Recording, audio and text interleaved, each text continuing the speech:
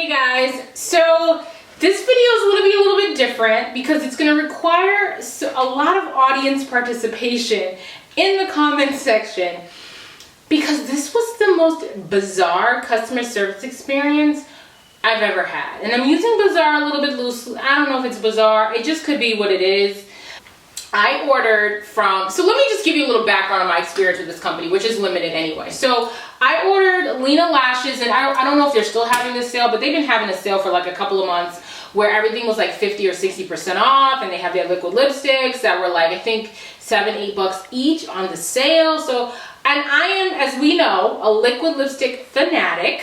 So I was like, hey, but here's the thing. Lena Lashes contacted me, I want to say 2-3 months ago, and we're like, listen, we just launched our company. We want to send you some of our products to review. I never got these products. Not only did I never get the products, I never got a response from any subsequent emails to the company. So I emailed them several times. We're talking at least 2 or 3 emails, and never heard back from the company. Not even a, hey, we're not sending it. But listen, I'm not mad. It's fine. So I still ordered because I wanted to sincerely try these lipsticks, because that's kind of what I do on this channel. I do a lot of that. I do a lot of liquid lipstick swatches. I have a whole playlist with tons of brands, NYX, Colored Range, I mean, I've reviewed them all, right?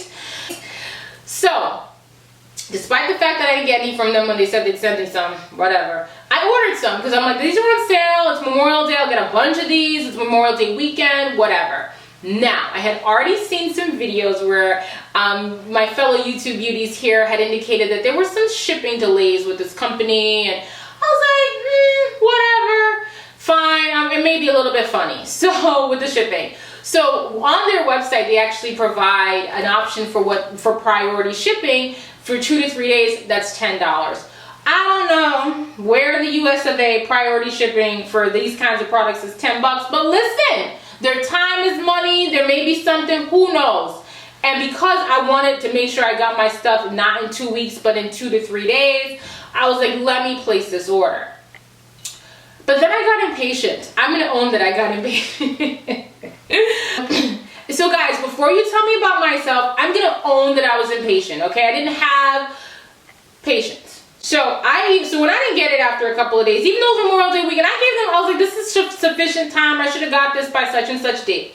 So I emailed them, listen, and I own I was impatient. I said, listen, I was like, dear customer service, I wasn't nasty. Dear customer service, I paid for priority shipping, which means 2 to 3 business days. My order will not arrive until June 4th. When my order was placed on May 29th, the package was shipped on the next business day of Tuesday, the 31st of May.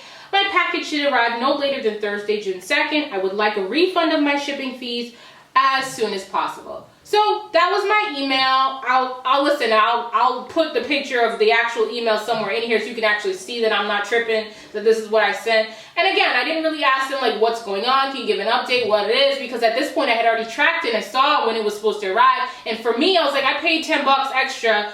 Not $10 extra, I paid $10 for priority. I want this in 2 to 3 days, and if it's not coming here in 2 to 3 days, I want a refund of this extra money that I paid, right? Right. So, so this is where it gets a little bit funny. So Lena Lashes responds, it takes them, I sent that on June 2nd, so I got an email back it was literally exactly 24 hours later, right? So it says, hello, you ordered, okay, that's a typo. So you're ordered on May 29th.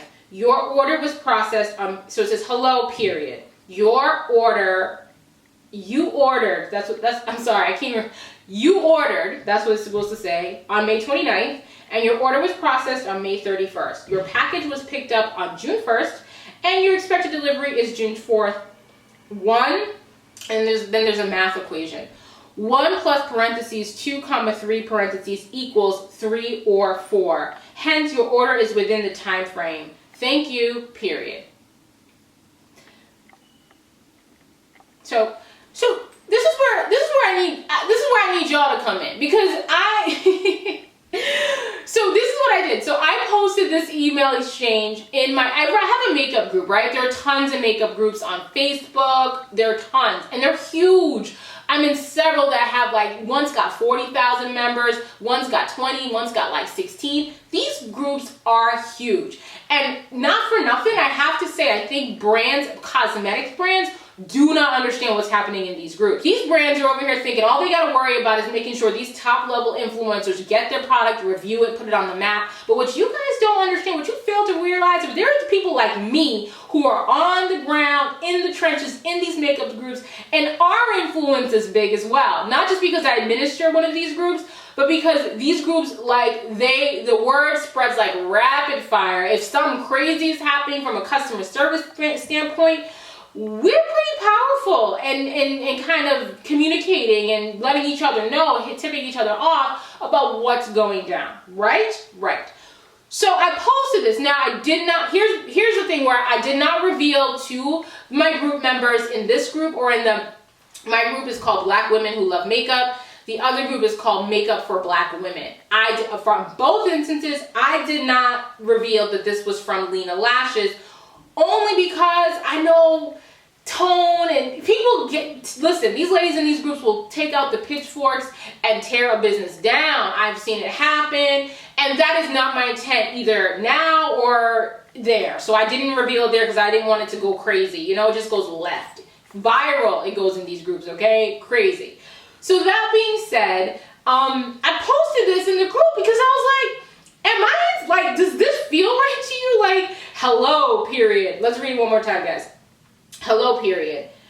Your order was you ordered on May 29th. Your order was processed on the 31st. Your package was picked up on June 1st. You expected is June 4th.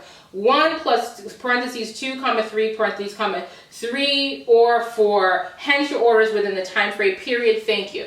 So I'm like, okay, this is a new brand. They don't know. I'm gonna do them a solid.